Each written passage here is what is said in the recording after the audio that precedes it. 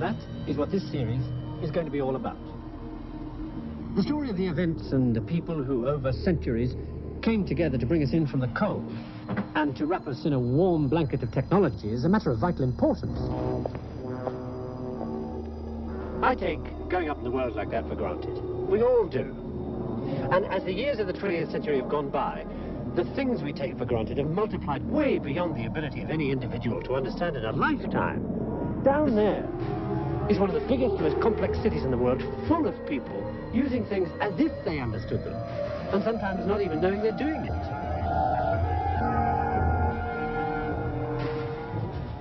New York City, like all the other major high-density population centers scattered across the earth, is a technology island. I'd like you to meet a few people who were in or near New York City on a November evening over a decade ago. And the reason I'd like you to meet them is because they all have one thing in common. They were all brought to a sudden and catastrophic realization of how vulnerable they were, how dependent on one aspect of that technological network I was talking about. 5:10, Mount Sinai Hospital. Fair enough, I'm just giving a bit of oxygen to know how we should cycle in your way. Okay. The patient, Mrs. Marcana, is expecting twins. 5:15 at Kennedy Airport. At one of the international terminals, on the board, Scandinavian Airlines 911. Scandinavian 911 is on its way into Kennedy. The pilot is veteran Captain Carl Lofstedt. Kennedy Approach Control, Scandinavian 911. With information Yankee. 5,000 feet approaching radar. Scandinavian 911, roger. Park here, Park 1221 radio vector final. Runway 4 right ILS. Please fasten your seatbelts. Runway lights at 2 o'clock. Okay, I see that. With the next contraction, dear, you'll take a deep breath and push real hard, okay? I think one is about to start. Take a deep breath and push real hard. Okay, push. At Mount Sinai Hospital, Mrs. Marcana is in labor. Okay, fair. I think you can put her to sleep now. Fair enough. The anesthetic being used at the time is a mixture of gases, including one called cyclopropane. It's potentially explosive, but everybody knows that. Okay, we got a baby. It's now exactly 16 minutes and 10 seconds past 5. That's where this comes in. It's a relay, and its job is to detect changes in power going onto a transmission line. These up here. Power flows north along these lines, and on the particular evening in question, this relay detected an increase in power on one of those lines that was above a preset limit. When that happened, magnets set around this metal cup caused it to rotate, and that brought this arm to make a contact like this. That contact was made on the evening of November the 9th, 1965, at 16 minutes and 11 seconds past 5.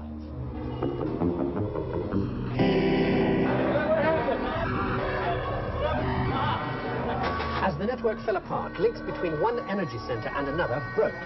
Instead of 300,000 kilowatts coming into New York to help meet demand, 1.5 million kilowatts were draining out of the city to supply areas now cut off from the network, but still connected like leeches to the New York generators. Here we go again. Here she is. Okay, I've got her. What the hell's going on? At Kennedy Airport, the radar screens went black. And Flight 911 was in trouble. Roland, I got flight warning. Switch number 2 to the ILS. Okay? You know, I have some candles. I like them.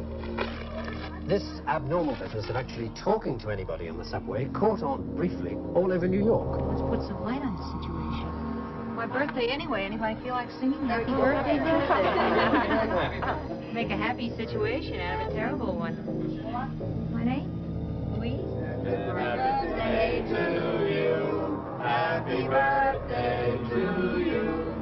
Happy birthday. But while this journey had taken on a meaning nobody expected, so too, at the hospital, had Mrs. Marcana's delivery of twins, thanks to the anesthetic. There was then a general scurry around to find flashlights, and I immediately commandeered one, so I could see what would happen. And Niels, check the radio. Kennedy Approach Control, Scandinavian 911, the INS went US. I've got some wine. You already need that as a cake. The extraordinary thing in the subways was that a full hour into the crisis, nobody was trying to escape from the trap. Yeah, it's not even a corkscrew. Would it be crooked to put one in here? Yeah. Okay. Now, we needed the knife. All right.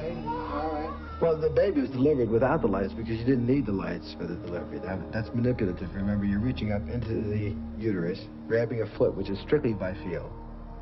You rupture the membranes and you bring the foot down. The second baby was vigorous, and we repaired the piece. You're such a pretty girl. Yeah. Kennedy approach inside, Scandinavian 911. Captain Lusted had only a few seconds left to make his decision. He was at 2,000 feet, past the airport and heading straight for Manhattan in the darkness. There was only one thing he could do.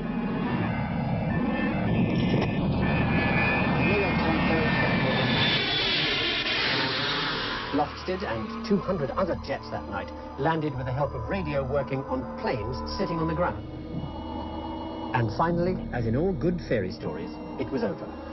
A few days later, people were back at their daily routine as if it had never happened. The night New York became a trap, forgotten.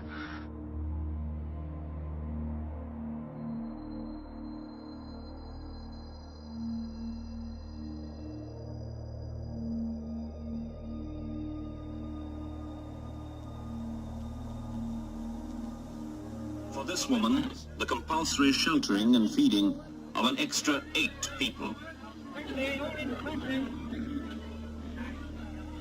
For the family who have fled this house, the immediate requisition of their home. For this man, perhaps imprisonment if he refuses to bill it. 8, I'm not having 8.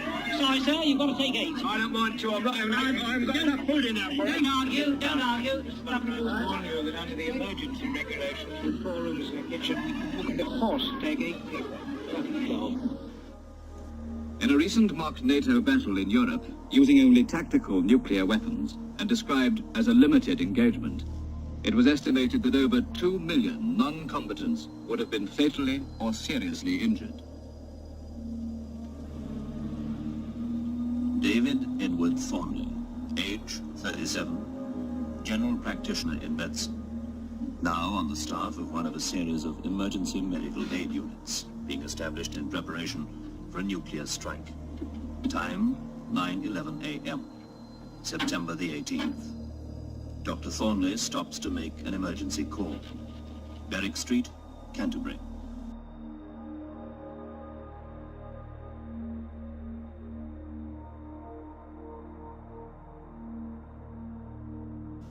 "12 miles from the airfield at Manston on the Kent coast.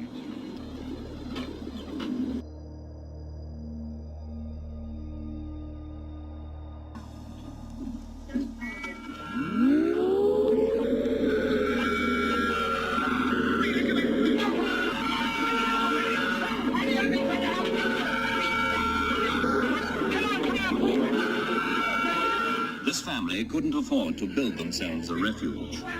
This could be the way the last 2 minutes of peace in Britain would look.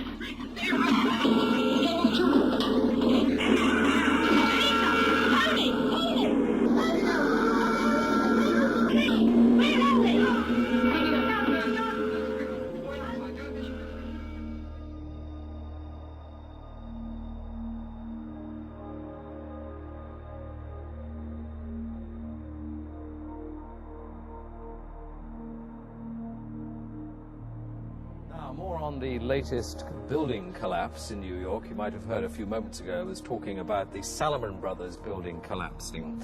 And indeed it has. Apparently that's only a few hundred yards away from where the World Trade Center towers were. And it seems that this was not a result of a new attack. It was because the building had been weakened during this morning's attacks. We'll probably find out more now about that from our correspondent, Jane Stanley. Jane, what more can you tell us about the Salomon Brothers Building and its collapse? Presumably there were very few people in the Salomon Building when it collapsed. I mean, there were, I suppose, fears of possible further collapses around the area. That's what you would hope, because this whole downtown area behind me has been completely sealed off and evacuated, apart from the emergency workers. That was done by the Mayor, Rudy Giuliani, much earlier today, because of, of course, the dreadful collapse of the Twin Towers of the World Trade Center. But New York, very much a city still in chaos. The phones are not working properly, the subway lines are not working properly, and we know that down there near the World Trade Center there are 3 schools that are being turned into triage centers for emergency treatment. And Jane, I think many of us, when we heard the news, perhaps on the radio earlier today, were completely flabbergasted by it and just couldn't comprehend it. I mean, it almost sounded too far-fetched. I was wondering what it felt like for you being in Manhattan. Well, unfortunately, I think we've lost the line with Jane Stanley in Manhattan. Perhaps we can rejoin her and follow that up later.